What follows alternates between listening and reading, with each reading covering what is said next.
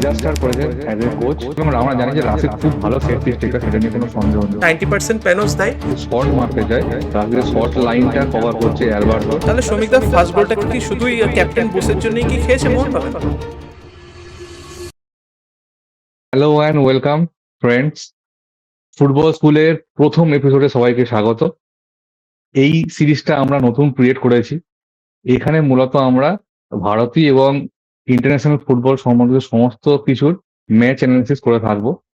যদি আপনারা এই বিষয়ে ইন্টারেস্টেড হন তাহলে এই সিরিজটা অবশ্যই ফলো করবেন। এবং প্রথম এপিসোডে আমরা আলোচনা করব, কি আলোচনা করবো অবশ্যই বুঝতে পারছেন, সেটা হচ্ছে রবিবার সন্ধ্যের যুব ভারতীতে যে কলকাতা ডার্বি অনুষ্ঠিত হয়েছিল ডুরান্ড কাপ ফাইনাল, তার ম্যাচ অ্যানালাইসিস কিছুটা করার আমরা চেষ্টা করব। আর আমার সঙ্গে থাকবে আমার ভাই। আমি আদিত্য। একদম। তো আহ, এবার শুরু করা যাক। হ্যাঁ, তবে শুরু করার আগে একটা কথা বলে রাখি যে আমরা কেউই কোনো প্রফেশনাল অ্যানালিস্ট নই, আমরা কিন্তু সাধারণ ফুটবল ফ্যান্স। আমাদের বুদ্ধিতে যেটুকু ফুটবল বুঝি সেইটুকু দিয়েই আমরা অ্যানালিসিস করার চেষ্টা করব। যদি আপনাদের এই ভিডিওটি ভালো লাগে সেটা জানাবেন, এবং আরো এরকম ভিডিও চান কিনা সেটাও জানাবেন, এবং আমাদের যদি কোনো ভুল ত্রুটি হয় সেটাও কিন্তু আমাদের সংশোধন করে দেবেন। তো তাহলে শুরু করা যাক ভিডিওটা।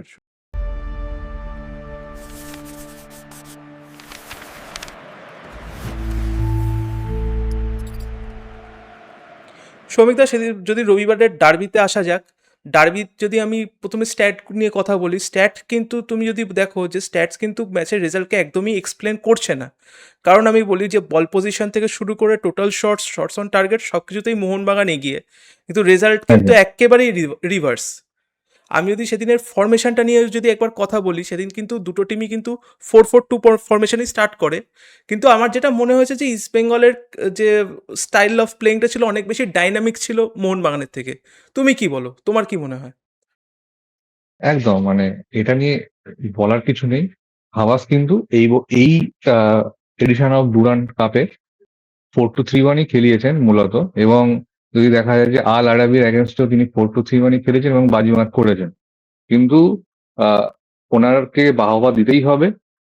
উনি আগের যে ডার্বি হার সেখান থেকে শিক্ষা নিয়েছেন এবং প্যানোসের অ্যাগেনস্টে নতুন একটা স্ট্র্যাটেজি নিয়ে এসেছেন এবং 4-4-2 খেলিয়েছেন। এবং যেটা কিছু বিশেষ বিশেষ চেঞ্জেস কথা বলবো, যেখানে অ্যালং উইথ ড্যানি র্যামিরেজ, এডভান লান্ডেরিনাকে খেলানো হয়েছে অ্যাজ এ স্ট্রাইকার, এবং জয় গুপ্তাকে অ্যাজ এ লেফট উইঙ্গার খেলানো হয়েছে। এটা কিন্তু কাইন্ড অফ বলা যেতে পারে মাস্টার স্ট্রোক হয়েছে, যার জন্য এই ফলাফল আহ অনেকটাই মানে এর জন্যই কিন্তু এই ফলাফলটা হয়েছে বলা যেতে পারে।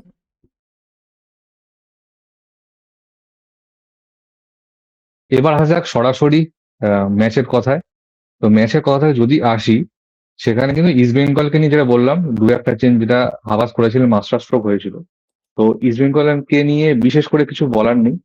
আমার মনে হয় যে কেন সেদিনকে কিছু ডিজাস্টার করেছে অ্যাজ এ কোচ, এবং তার ফলাফল কিন্তু মোহনবাগানকে দিতে হয়েছে। তো আমরা প্যানোস যে ভুলগুলো করেছে এবং তার ফলে যে গোলগুলো খেয়েছে সেটার একটু বিশ্লেষণ করার চেষ্টা করব। তো প্রথমে আসা যাক প্রথম গোলটাতে। আমরা যদি দেখতে পাই যে প্রথম গোলটাতে আমরা যে স্ক্রিনে এখন যে স্ক্রিনশট ভাজাচ্ছি, তারা দেখতে পাচ্ছেন যে বলটা কিন্তু এই সময় অভিষেক টেকচাম সিং এর পায়ে রয়েছে। এই মুহূর্তে একটা কাউন্টার অ্যাটাক ইস্ট বেঙ্গল করেছিল, এবং সেখান থেকে আমরা কাউন্টার অ্যাটাকে ইভেট করে সেখান থেকে আস্তে আস্তে আমরা অ্যাটাকে যাচ্ছি।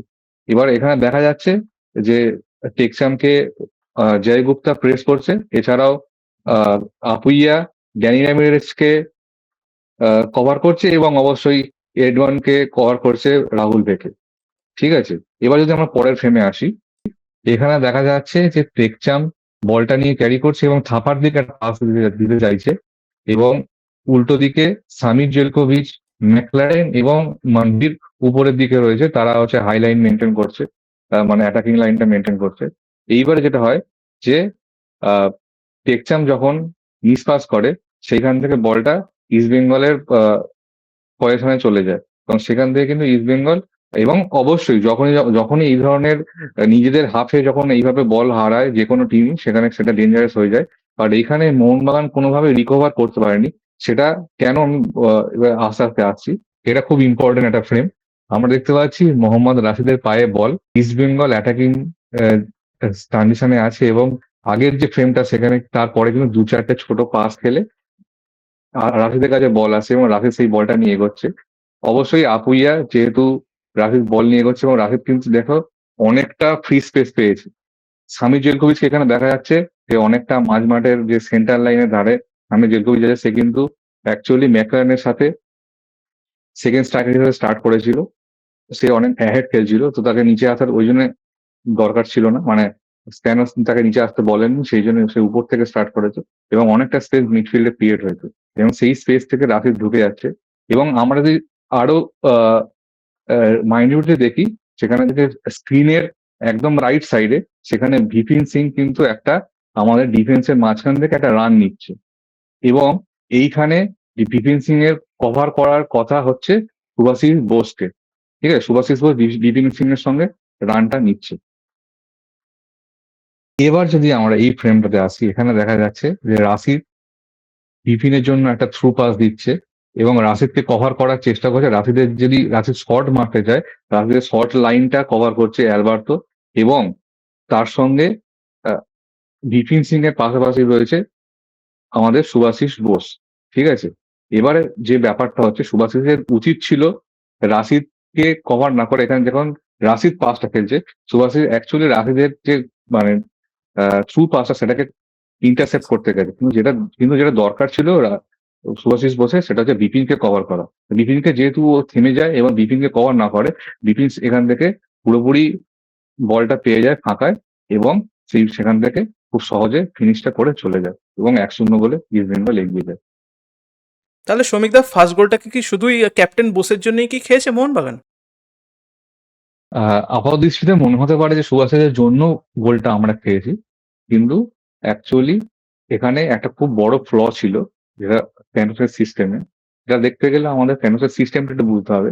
প্যানোস 4-4-2 তে আগের দিন শুরু করেছিল, কিন্তু যেটা প্রবলেম, প্যানোস যখন অ্যাটাকিং ট্রানজিশনে যায়, প্যানোসের যে সিডিএম যেটা আমাদের আপুইয়া দুটো ডিফেন্ডারের মাঝখানে চলে এসে একটা 3 ব্যাক সিস্টেম তৈরি করে, এবং প্যানোসের যে দুটো সাইড ব্যাক তারা কাইন্ড অফ উপরে উঠে গিয়ে উপরে ওভারলোড তৈরি করে, যাতে অ্যাটাকিং এ অনেকগুলো প্লেয়ারকে ইনভলভ করা যায়।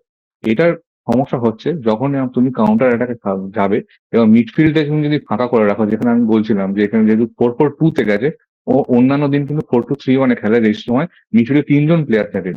কিন্তু এক্ষেত্রে কি হচ্ছে, মিডফিল্ডে আমাদের আপুইয়া নিচে নেমে আসছে দুটো ডিফেন্ডারের মাঝখানে, এখানে একটা মিডফিল্ডে স্পেস ক্রিয়েট হচ্ছে। মিডফিল্ডে একটাই প্লেয়ার থেকে যাচ্ছে, সেটা হচ্ছে থাপা, কারণ সামি জেলকোভিচকে অ্যাজ এ সেকেন্ড স্ট্রাইকার বা স্ট্রাইকার খেলানো হচ্ছে ম্যাকলারেনের পাস, যার জন্য মিডফিল্ডে একটা হিউজ গ্যাপ তৈরি হচ্ছে। মিডফিল্ড থেকে আমরা কোনোভাবেই বলটাই কন্ট্রোল করতে পারছি না, কোনোভাবেই বল পজিশনে আনতে পারছি না এবং ডমিনেটেড হচ্ছি। উল্টো দিকে অ্যাটাকিং এ যদি দেখি, অ্যাটাকিং এ আমাদের ফুলব্যাক সহ আমাদের যে উইঙ্গার মনপ্রীত লিস্টন, তারাও কিন্তু উপরে থেকে যাচ্ছে। সাধারণত কি হয়, যেই সাইডে ফুটবল খেলা হয় সেই সাইডে মানে যেই সাইড থেকে একটা টিম অ্যাটাক করে, সেই সাইডের যে সাইড উইঙ্গার আছে সে কিন্তু অ্যাহেড থাকে, এবং অন্য সাইডের যে 4-4-2 সিস্টেমে যেটা আমি মূলত হয় সেটাই বলছি, অন্য সাইডের যে উইঙ্গার সে সাধারণত নিচের দিকে নেমে আসে, এসে ডিফেন্সে হেল্প করে। কিন্তু এক্ষেত্রে দেখা যাচ্ছে যখন আমরা অ্যাটাকিং এ ছিলাম, আমি একটু আগে যেখানে স্ক্রিনশট দেখালাম যে টেকচামের পায়ে বল ছিল, সেখান থেকে আমরা অ্যাটাকিং লিড করছিলাম, সেখানে ম্যানবির অ্যাহেড ছিল, তার সঙ্গে কিন্তু উল্টো প্রান্তে লিস্টনও অ্যাহেড ছিল, যার জন্য যখন আমরা বল লুজ করি এবং সেখান থেকে কাউন্টার অ্যাটাক জেনারেট হয়, সেই সময় লিস্টন নামতে পারেনি এবং সুভাশিস বোস কিন্তু পুরোপুরি একা পড়ে যায়। এই মুহূর্তে যদি সুভাশিস বোস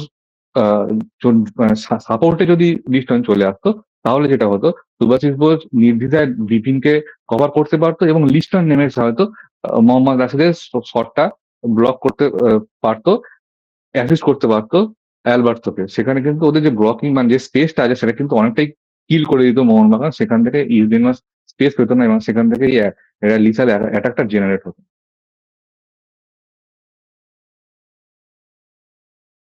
এবার আসি মোহনবাগানের সেকেন্ড গোল কনসিডার কিভাবে করে সেটা। এখানে আমরা যদি এই ফ্রেমটা দেখি, জাস্ট এক গোল খেয়েছে এবং সেন্টার হয়েছে এবং তারপরে মোহনবাগান বিল্ড আপ করছে। এই জায়গায় দেখা যাচ্ছে অ্যালবার্টোর পায়ে বল, এবং আমরা যদি অন্যান্য প্লেয়ারদের পজিশন বুঝি, এইখানে ড্যানি র্যামিরেজ এবং এডবার্নকে দেখা যাচ্ছে তারা উপরে রয়েছে, দুজন লোন স্ট্রাইকার। এবং উল্টো দিকে যদি দেখি, আমাদের রাইট সাইডে টেকচাম কিন্তু অনেকটা হেড খেলছে, অনেকটা স্পেস তার পিছনে রয়েছে।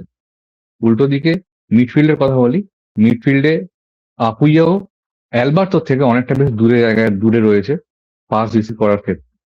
এবং অন্যান্য প্লেয়ারদের কথা বলি, যেহেতু টাইট মার্কিং আছে, সেখানে ম্যাকলারেন নেমে আসছে মিডফিল্ডে বল রিসিভ করার জন্য এবং তাকে ফলো করছে লালচুং লুঙ্গা। এবং এই অপরচুনিটি দেখেই অ্যালবার্তো ম্যাকলারেনকে পাস করতে যায়, ঠিক আছে। কিন্তু এক্ষেত্রে যেটা হয় যে অ্যালবার্তো যখন পাসটা করে, ম্যাকলারেন বল নেওয়ার আগেই জিকসান, যে অ্যাকচুয়ালি থাপাকে কভার করছিল, সে গিয়ে বলটা ইন্টারসেপ্ট করে নেয়। এই সময় জিকসান বলটাকে ইন্টারসেপ্ট করে বলটা ড্রাইভ করে সামনে চলে যায়। এবং যেহেতু থাপা অনেকটা এগিয়ে খেলছিল, যেটা আমি এক্ষুনি বলছিলাম, যে বলটা থাপা যেহেতু অ্যালবার্তো থেকে অনেকটা দূরে খেলছিল, থাপা কিন্তু পিছনে থেকে যায় এবং থাপা ফ্যাটিকের জন্য জিকসানকে কিন্তু ধরতেও পারেনি, পেসে ওকে বিট করে। এবং জিকসান খুব অনায়াসে এডওয়ানকে বলটা দিয়ে দেয় এবং এডওয়ান বলটা নিয়ে এগোচ্ছে। এই মুহূর্তে এই ফ্রেমে আমরা দেখতে পাচ্ছি। এছাড়াও একটা জিনিস দেখতে পাচ্ছি যে পিছন থেকে জয় গুপ্তা একটা ফ্রি স্পেসে রান নিচ্ছে, যেই স্পেসটা অভিষেক টেকচাম সিং ফেলে রেখেছিল। সেই স্পেসে বিনা কোনো প্রেসারে সে ওই স্পেসটাকে ইউজ করছে।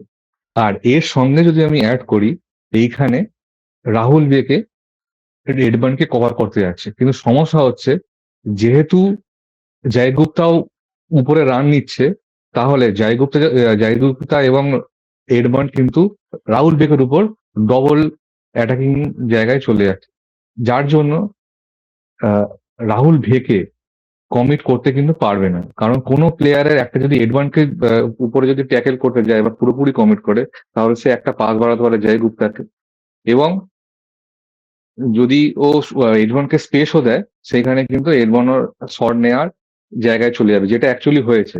যেহেতু ও পুরোপুরি কমিট করতে পারেনি, এডভান্স সেই স্পেসটাকে কাজে লাগিয়েছে এবং সেখান থেকে দুর্দান্ত একটা শট মেরেছে। শটটাকে কোনোভাবে আমি ছোট করছি না, সেখানে দুর্দান্ত একটা শট মেরে সেই স্পেসটাকে কাজে লাগিয়েছে এবং সেকেন্ড গোলটা মোহনবাগান কমপ্লিট করেছে।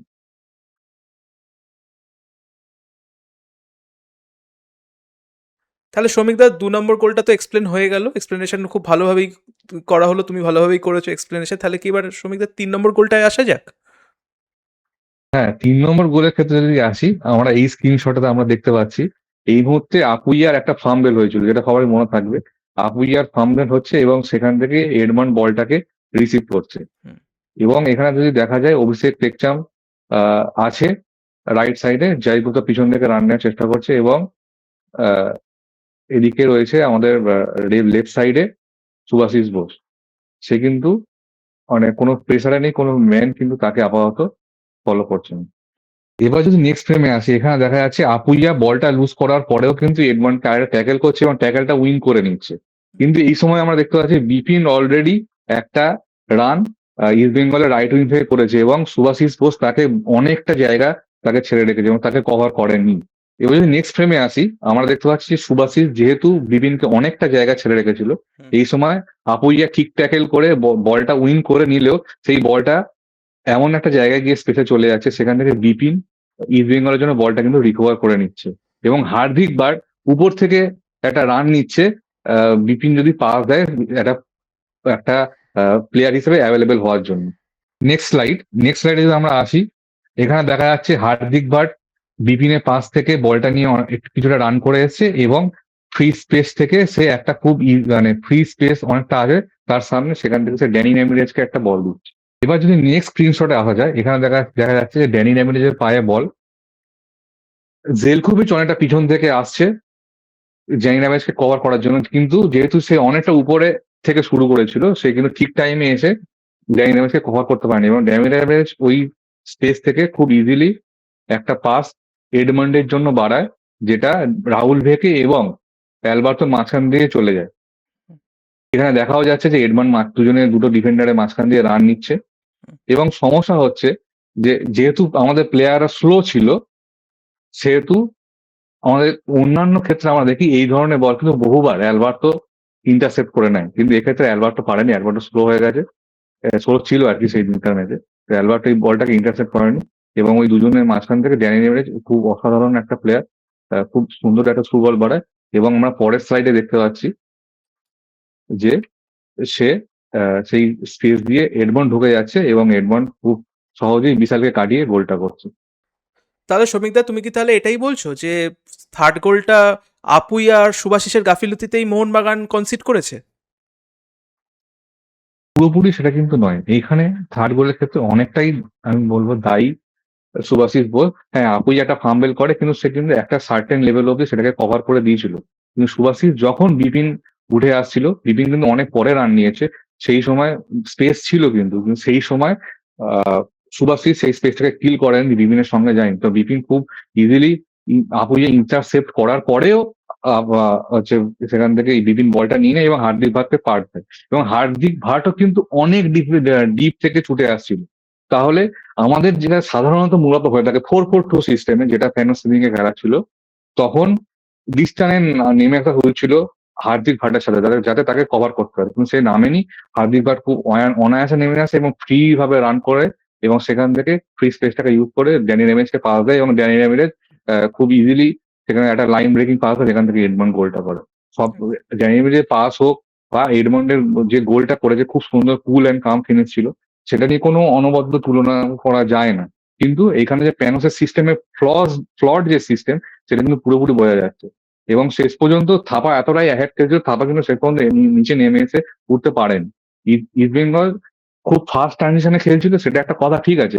মোহনবাগান স্লো হয়ে গেছিল, ঠিক আছে, কিন্তু মোহনবাগান যে সিস্টেমটা খেলছিল, সেই সিস্টেমটা কখনোই একটা ফাইনালে ইস্ট বেঙ্গলের মতো টিমের এগেনস্টে খেলার মতো সিস্টেম ছিল না।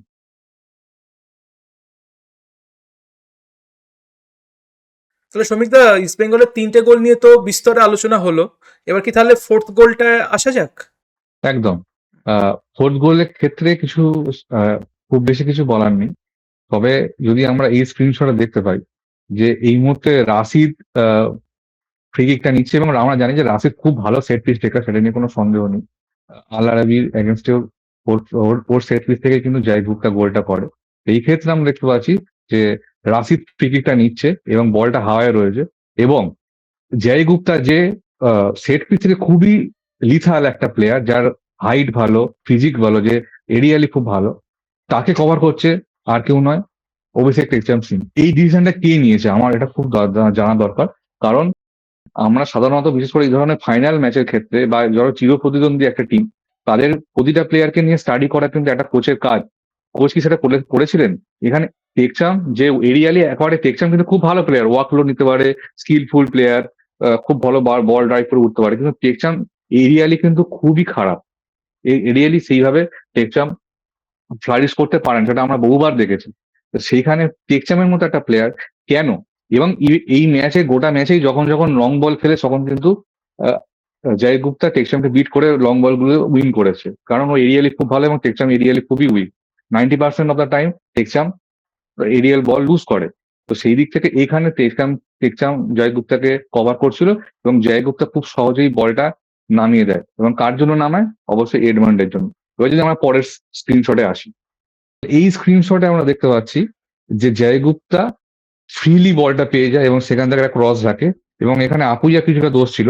আপুইয়া ভেবেছিল প্রথমেই বলটা ইন্টারসেপ্ট হয়ে যাবে, কিন্তু সেটা হয়নি, এবং এডভানকে কিছুটা স্পেস দেয়, এবং এডভানের স্পিডটাকে ইউজ করে এডভান আপুইয়াকে বিট করে এগিয়ে যায়, এবং সেখান থেকে খুব সহজে বলটা মিট করে এবং জালে জড়িয়ে যায়।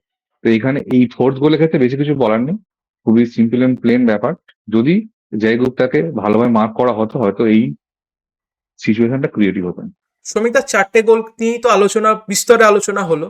তো 4টে গোল নিয়ে আলোচনা করার পরে আমার একটা প্রশ্ন যেটা আমার মাথার মধ্যে ঘুরপাক খাচ্ছে, যে আমরা সব সোশ্যাল মিডিয়ায় দেখছি বা বিভিন্ন ইউটিউবেও বলতে পারো দেখছি যে সবাই প্যানোসের সিস্টেমকেই দায়ী করছে। আমরা কি পুরোপুরি প্যানোসের সিস্টেমকে দায়ী করতে পারি? হ্যাঁ, প্যানোসের সিস্টেমকে তো মানে ফ্লস তো আছে, কিন্তু পুরোপুরি কি প্যানোস কি মানে লজ্জাজনক হারের পেছনে দায়ী? আমি বলবো 90% ক্ষেত্রে যারা সমর্থকরা যেটা বলছে সেটা কিন্তু ঠিক। ট্রেনসের অনেকটাই দোষ রয়েছে, এবং প্লেয়ারদের ইন্ডিভিজুয়াল মিস্টেক রয়েছে। বিশেষ করে কিছু কিছু প্লেয়ারের যদি আমি নাম বলি, সেখানে সুভাষিস বোসের নাম থাকবে, লিস্টন থাকবে, এরা খুব উপরের দিকে থাকবে যাদের জন্য ম্যাচটা এই জায়গায় গেছে, এবং তার মধ্যে ম্যাকলারেনও থাকবে, অনিরুদ্ধ থাপাও কিছুটা থাকবে। কিন্তু মূল কথা হলো যে প্যানোস উনি জানতেন ওনার টিম কেরম শেপে রয়েছে। উনি আমার মনে হয় কিছু ক্ষেত্রে ইস্ট বেঙ্গলকে বা অ্যান্টোনিও লোপেজ হাবাসকে খুবই সহজ প্রতিপক্ষ বা সহজভাবে নিয়েছে। আমার মনে হয় উনি হয়তো যে ওভার কনফিডেন্ট ছিলেন এই কথাটা বললেও আমার মনে হয় অত্যুক্তি হবে না।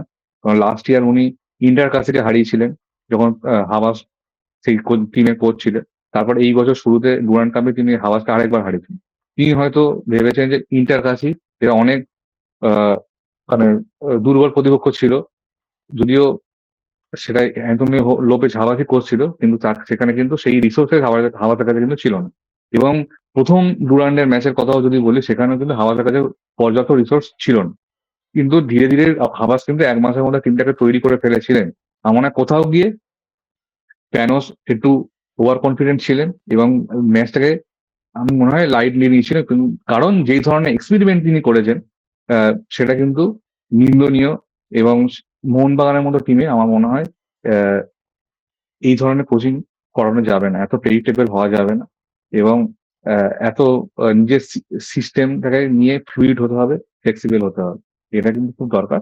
এবং আমার মনে হয় যে আমার পার্সোনাল মতামত, কিছু কিছু প্লেয়ার মোহনবাগানে ডেডউড হয়ে গেছে, সেই ডেডউড গুলোকে আমার খুব তাড়াতাড়ি সরানো উচিত।